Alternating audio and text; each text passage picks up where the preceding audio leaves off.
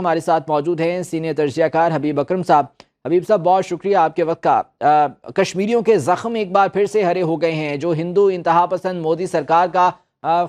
فیصلہ تھا جموں کشمیر کی خصوصی حیثیت ختم کرنے کا، وہ برقرار رکھا ہے بھارتی سپریم کورٹ نے۔ آپ کیا کہیں گے اس حوالے سے؟ دیکھیں، چونکہ یہ اس کے دو پہلو ہیں، ایک تو ہے کہ ودن جو انڈین سسٹم ہے وہ کیا ہے، اور دوسرا اس کا پہلو ہے انٹرنیشنلی جو بھارت نے مجموعی طور پر یہ پیغام دیا ہے کہ وہ کشمیر کے اندر جو کچھ بھی کشمیریوں کے ساتھ ہوتا ہے، دراصل اس کی عدالتیں اور پورے کا پورا قانون دستوری نظام اس کی سپورٹ پہ ہے۔ گویا کشمیر کے اوپر جو قبضہ ہے وہ نہ صرف عالمی قانون کے مطابق تو غیر قانونی ہے، لیکن اس کے ساتھ ساتھ خود جو انڈیا کا انٹرنل لیگل سسٹم ہے وہ اس قبضے کو جائز تصور کر رہا ہے۔ تو گویا اس کے بعد آپ یہ کہہ سکتے ہیں کہ بھارت کا جو پورے کا پورا نظام ہے، جو انسانی حقوق سے متعلق ہے، جو اقلیتوں کے حقوق سے متعلق ہے، جو اس کی انٹرنیشنل کمٹمنٹس ہیں، ان سب کو انڈیا کے جو قانونی نظام نے ان کو مسترد کر دیا ہے۔ حالانکہ یہ ایک انٹرنیشنل کمٹمنٹ تھی، جو انڈیا ہے اسے یہ حق ہی نہیں پہنچتا کہ انٹرنیشنل کمٹمنٹ کو نظر انداز کرتے ہوئے اپنے ہاں قانون سازی کرے یا اپنی دستور میں ترمیم کرے اور پھر اپنی عدالتوں سے اس پہ مہر تصدیق ثبت کروا لے۔ تو یہ میں سمجھتا ہوں کہ پورے کے پورے بھارتی نظام کا جو چہرہ ہے وہ دنیا کے اوپر عیاں ہو گیا۔ حبیب صاحب، اقوام متحدہ کی قراردادیں اس حوالے سے واضح طور پر موجود ہیں جن پر آج تک عمل درآمد نہیں ہو پایا، اور بھارت کی ہٹ دھرمی وہاں پر ہمیشہ سے دیکھی گئی ہے۔ کیا یونائٹڈ نیشنز بھی، اقوام متحدہ بھی اس حوالے سے بے بس ہے؟ اب جو بھارتی سپریم کورٹ نے اس پر جس طرح سے آپ نے کہا کہ مہر ثبت کر دی ہے، اس کے بعد بھی کچھ نہیں ہو پائے گا؟ دیکھیے، ہونے کو تو بہت کچھ ہو سکتا ہے، لیکن اس وقت یہ معاملات صرف قانونی نہیں ہوتے بلکہ سیاسی بھی ہوتے ہیں۔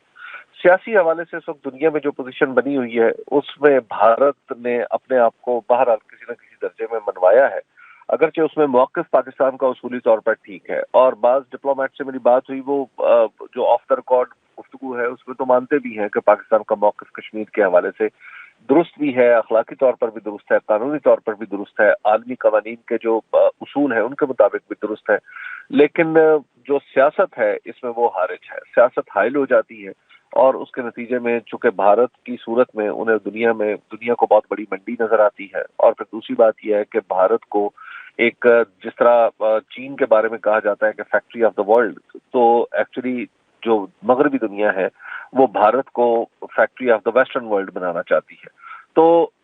جب آپ یہ ساری چیزیں ذہن میں رکھتے ہیں تو آپ کو پتہ چلتا ہے کہ یہ جو کشمیر کا معاملہ ہے اور کشمیریوں کے حقوق ہیں وہ دراصل دنیا میں عالمی سیاست کے بھینٹ چڑھ چکے ہیں۔ اب اس جو موجودہ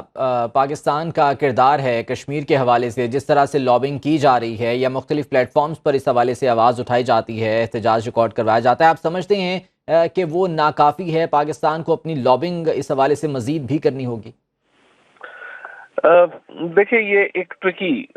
کوشچن ہے۔ لابنگ ہم پوری دنیا میں کشمیر کا مسئلہ تو اٹھاتے ہیں، جیسے اس وقت آپ بھی بات کر رہے ہیں تو پوری دنیا میں دیکھا جا رہا ہے، مختلف ٹیلی ویژن چینلز کو دیکھا جاتا ہے، انٹرنیٹ کے ذریعے دیکھا جاتا ہے،